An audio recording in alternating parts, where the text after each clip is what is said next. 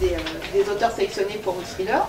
Moi j'avais ce livre à lire dans ma pile, parce que j'avais déjà sélectionné. Et du coup j'étais très heureuse de le lire dans ce cadre-là.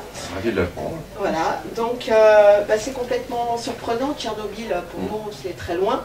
Et en même temps, bon, tout le monde connaît Tchernobyl, malheureusement. Et avoir un thriller qui se passe là-bas, c'est vraiment très étonnant. Pour quelle idée, enfin, qu'est-ce qui vous a donné envie d'écrire sur Tchernobyl? Alors c'est un hasard au départ, c'est-à-dire l'idée m'est venue il y a 3 ans. En 2016, on avait les commémorations des 30 ans de Tchernobyl. Et comme tout le monde, je regarde les informations, et comme tout le monde, je vois des journalistes, et à un moment donné, je vois un journaliste qui rentre dans la zone. Donc c'est l'espace qui est où personne ne peut aller, c'est grand comme le Luxembourg, c'est énorme autour de la centrale, plusieurs dizaines de kilomètres. Et je vois qu'il rentre, mais comme ça. Et là, je me dis, mais c'est incroyable, cet endroit-là qui est normalement interdit, qui est surveillé par l'armée, on rentre comme dans un moulin. On commence à voir des lieux, on commence à voir des immeubles à l'abandon. Et tout ça, c'est spectaculaire. Et à un moment donné, je me dis, mais qu'est-ce qui se passe, ça doit être le côté auteur de roman policier, qu'est-ce qui se passe si on découvre un cadavre? Et là, le déclic, et je me dis, tiens, il y a quelque chose. L'idée du personnage me vient assez rapidement, parce que je me dis, pour enquêter là-bas, quelqu'un qui a rien à perdre, hein, qui y va. Et très vite, là, je sens que je tiens quelque chose, et surtout, l'endroit me fascine. C'est-à-dire, quand on commence à se plonger dans l'étude de ce lieu, de cette catastrophe, c'est tellement hallucinant, c'est le mot, hein, c'est hallucinant comment les gens ont été traités, comment ça a été gardé secret pendant très longtemps. Les conséquences aujourd'hui aussi, ça m'a fasciné. Et plus je lisais des éléments sur cette thématique, plus j'avais envie d'en lire. C'était le côté prof d'histoire aussi, mais ça m'a fasciné. Au bout d'un moment, j'ai dit, bon, là, il faut écrire un roman policier là-dessus. Allons-y. Est-ce que vous y êtes allé? Alors ça, c'est la grande question à chaque fois.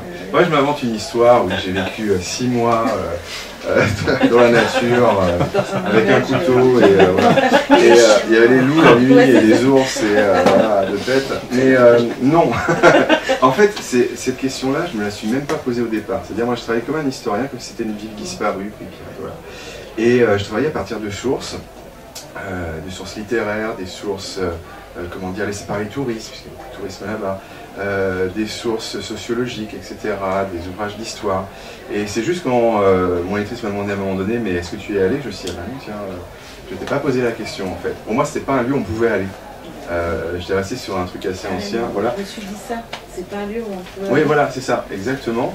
Et pourtant, mon livre commence là-dessus, hein, sur les touristes qui vont dans la zone. Et moi, ça me paraissait tellement incongru, tellement incroyable. Je n'ai même pas pensé au départ à aller sur place, tout simplement. Puis après, qu'on m'a proposé, je me suis dit, c'est peut-être pas l'endroit où aller quand même. Ça, c'est vacances, ça. Voilà. Donc on découvre effectivement un cadavre, c'est spectaculaire, la découverte du cadavre, il est pendu par les pieds, si mes souvenirs sont bons, et un peu dépecé quand même. Il est en mauvais état.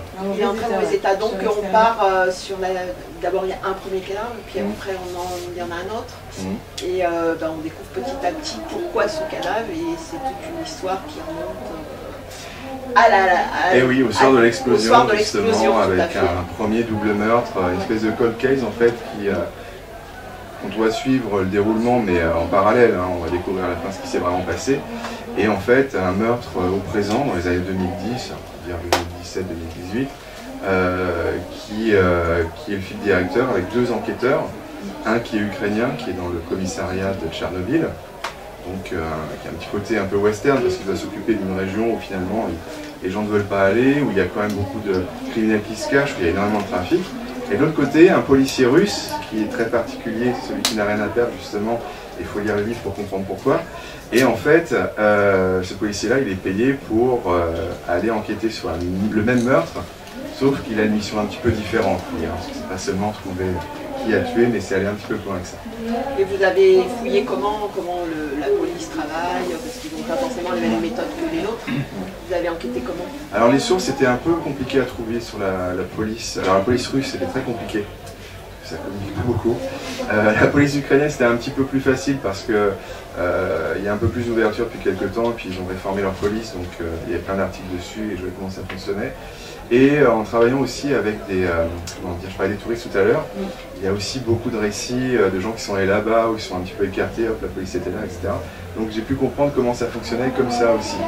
Et puis il y a des moments aussi, quand on n'a pas la documentation, il faut aussi accepter le côté romanesque et se dire, bon ben voilà comment ça se passe, on est flic dans un endroit radioactif, il y a un commissariat, qu'est-ce qu'on fait, comment ça se passe au quotidien, c'est quoi les journées. Bien. Votre précédent roman ne prenait pas du tout les mêmes personnages. Aucun rapport. Aucun rapport. Et le futur? Alors, c'est bonne question. Alors, le futur, donc, ça se passe à Fukushima. Bon, je ne vais pas faire une trilogie nucléaire. Le troisième à Sonoir, attention. Non. En fait, à chaque roman, là, je suis encore en plein questionnement. C'est-à-dire, j'ai tout un tas de projets. Et à un moment donné, dès que j'ai une idée, je note ces différents projets. Au bout d'un moment, je me fixe sur un en particulier. Ça peut être vraiment très large, c'est-à-dire que je m'intéresse à des sujets très différents. Par exemple, j'ai un projet qui tourne autour de l'univers d'Agatha Christie, donc aucun rapport avec des corps mutilés pendus, hein, voilà, c'est plutôt ça, ce qu'on appelle des cozy murders, c'est-à-dire il n'y a pas beaucoup de sang. Voilà. Donc avec pas mal de recherches, je vais lire tous les Christie, on a plus de 60 en policier, les biographies, les autobiographies, etc. Je suis allé, là par contre j'y suis allé, je vais aller dans la maison d'Agatha Christie, très sympathique, il y a moins de risques, ouais, à part peut-être d'attraper un rhume, mais encore, voilà, hein, parce que c'est dans le sud de l'Angleterre. Et voilà, ça peut être ça, ça peut être aussi comment dire, des histoires en Bretagne aussi, j'ai quelques projets, parce que je suis breton, autour de la baie du Mont-Saint-Michel, quelque chose dans cet endroit-là. Ça peut être aussi un truc un peu plus exotique, un peu comme Tchernobyl, qui pour moi est très loin. J'ai des projets vraiment au Venezuela ou au Kenya, vous voyez. Voilà. Et au bout d'un moment, je vais me concentrer sur un projet et y aller à fond comme pour Tchernobyl. Mais je prends du temps. De me décider et puis après l'écrire. Oui, puis les recherches. Oui, les recherches, ouais, c'est long. C'est long, mais tant que ça reste un plaisir, ça va. C'est-à-dire, enfin, plaisir, Tchernobyl, pas des guillemets, mais je veux dire, c'était intéressant. C'est-à-dire, c'est un sujet qui est poignant, qui m'a intéressé. Tout ce qui a pu être écrit, par exemple, je pense à Svetlana Alexievitch, qui a écrit un livre qui s'appelle Les Supplications, où elle recueille les interviews de gens qui ont vécu ça. On se prend ça dans la gueule, c'est fort. Et donc voilà, je marche un petit peu à ce genre de choses, c'est-à-dire quand le sujet m'intéresse. Agatha Christie, c'est pareil, hein, 60 bouquins, faut quand même, à un moment donné, c'était 2 par semaine, sinon ça avance pas, quoi. Et bah oui. Il y en a qui font mieux. Oui, non, mais alors 2 de Christie, hein, il y a d'autres choses aussi à côté, mais voilà, et ça va être selon l'envie et si je crois aussi au projet du livre. C'était parfait, merci beaucoup. Merci. Des questions? Ça va. C'est clair. Peut-être. Une question là-bas. Oui, est-ce que ce sont vos recherches qui mènent votre intrigue ou l'inverse, l'intrigue qui va mener vos recherches? Comment vous... Il y a un petit peu des deux, c'est-à-dire au départ, alors je ne vais pas trop en révéler sur le roman, mais au départ j'avais l'idée du personnage principal qui est venu tout de suite. Et ensuite, en faisant des recherches, ça m'a donné des idées de scène, des idées d'endroits où aller. Alors sans trop révéler, par exemple, à un moment donné, on va être dans les archives du KGB. En fait, en faisant des recherches, j'ai découvert que les archives du KGB étaient ouvertes en Ukraine. Et ça a paru tellement fou, un truc qui était top secret, mais on aurait tué des gens pour les avoir. Hein. Et là, on peut y aller, n'importe qui peut y aller, même des chercheurs étrangers. Donc je me suis dit, ah non, il faut une scène là-dedans, c'est vachement romanesque. Et donc j'ai inventé toute une scène, et où je m'inspire d'ailleurs d'une autre œuvre, je ne sais pas si vous avez vu, c'est la vie des autres, il me semble, qui se passe avec un agent de la Stasi.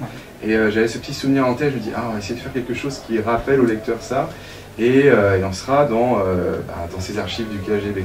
Donc ça peut se nourrir, les deux se nourrissent en fait. Et puis aussi les accidents d'écriture, c'est-à-dire on est en train d'écrire l'histoire, puis d'un coup, tac, on a une idée, et qui ne vient pas de la documentation, qui ne vient pas du projet initial, et ça fait un truc très sympa à la fin. Donc ça se nourrit mutuellement. D'autres questions? Non. Non, c'est bon, Merci merci. beaucoup. C'est moi, merci.